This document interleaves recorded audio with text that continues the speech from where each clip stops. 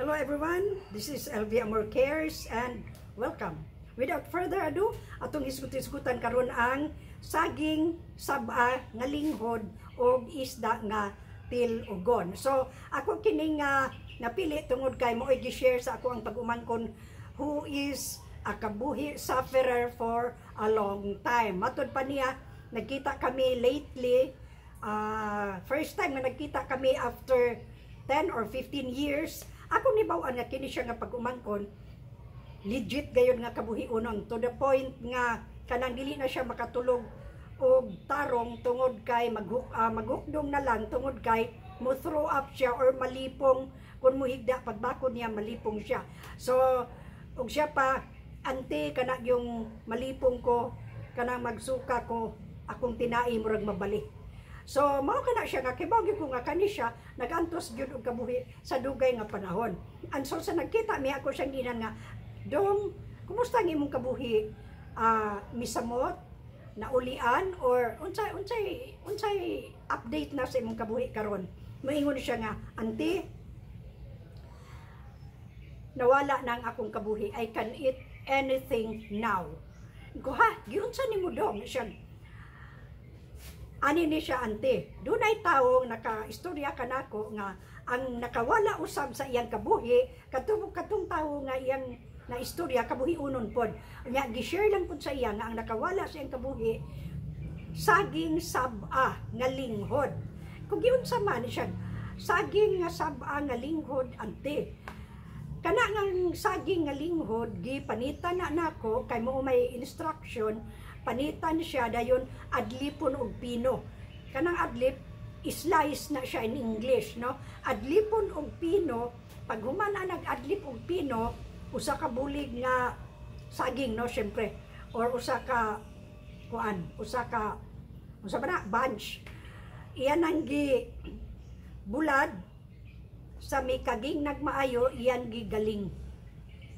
Akong usbon ang linghod nga saging saba iyang gipanitan, gi-slice og pino, paghuman gibulad sa may kaging na iyang gigaling, no? Iyang gigaling. Hangtod nga nahimo kini nga pino murag powder na, no? Na powder na kini ang saging nga saba. Paghuman ni adto iyang gisanlag. Iyang gisanlag ang ginaling nga saba. Paghuman og sanlag ni ana, nahimo ng coffee, no? Mo iyang gihimong coffee for 2 years. Murag ito iyang giinom. Kape, sinanlag nga saba, linghod. Mo iyang gihimong kape for 2 years. Ug abi ninyo unsa ni tabo, mingon siya nga, "Mutoy akong coffee, ante, buntag udto hapon kadtong saging saba nga kanang gigaling, gisanlag, no? Gisanlag." For 2 years, dayon ang akong sudan, pamahaw paniudto panihapon, tilugon nga isda, sinugba, tinap-an, tula, lauoy. Mora to iyang sudan, balik-balik. Tinap-an, sinugba, tinola, lauoy. Mura na iyang puli-puliho, no? For 2 years usab. So, wala ko mag-attend ang mga party at auntie, wala ko mo adto ng mga fast food, wala ko mo dare o kaon ni anang mga supak. Seryoso, akong disiplina, akong kaugalingon, nga akong gikaon, tilugon ragyod nga isda. Tilugon nga isda, no? Kanang iyang gitola, sugba, yang gihimong tinap-an, lauoy, mura gid na iya gibalik-balik for 2 years, no? After 2 years iyang gisulayan kung okay na ba siya, mikaon siya og hinay-hinay sa mga fatty foods, mga unsa pa to, miadto siya og fast food, wala na siya mubati og kabuhi, wala na ang acid reflux, mibalik sa normal ang function sa iya ang acid production sa iya ang tiyan. So mo kadtoy iyang gihimo na balik gayod sa normal karon okay na gyud kaayo siya, nalipay na siya nga mi-share kanako nga naulian gayud siya, no? So ato lang ni sulayan nga nung gud pud ay og kuan, wala may dautan ni ana, no, sa atong pagsulay. So akong usbon linghod nga sab-a, usa kini siya ka variety sa saging nga tilugon. Mayong gitag tilugon, dili gina siya makaunsa, dili makabughat, no? Tilugon gini siya. Linghod nga saging sab-a, iyang gipanitan, gi-slice og pino, dayon paghuman iyang gibulad ug maayo sa adlaw under the heat of the sun, iyang gibulad.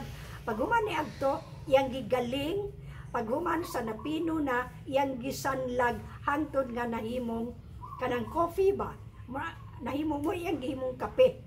Mo iyang gihimong kape ang saging nga sab-a nga iyang gigaling. Buntag hapon paniud to for 2 years. So iya ginang giagwanta dayon ang iya yung sudan tilugon usab nga isda. Kanang iyara ng tulaon, sugba, iyang gitap-an dayon gisagol sa kanang lawuoy, no? So mura to iyang gibuhat, and then kung mag-snack siya, mga crackers ba ya ang iyang giingon ako. Sa crackers ante, kana kung crackers nga kuan common nga crackers mo iyang snack, ayuhon niya usap.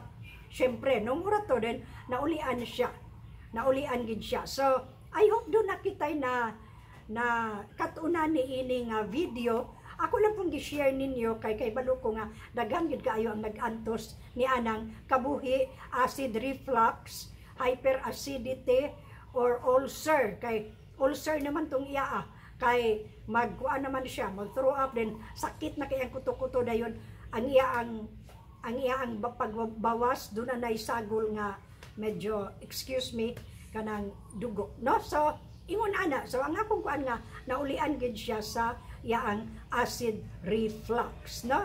Tungod lang sa saging sab-a o kanang mga tilugon.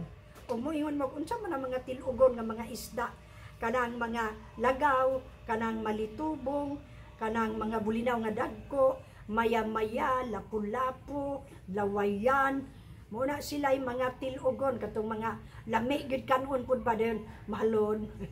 Kanang mga indangan, murag tilugon ng indangan, no? Kana kitang kanunon sa mga gikan nagdaot, gikan nga nanganak baron na namo na mga tilugon.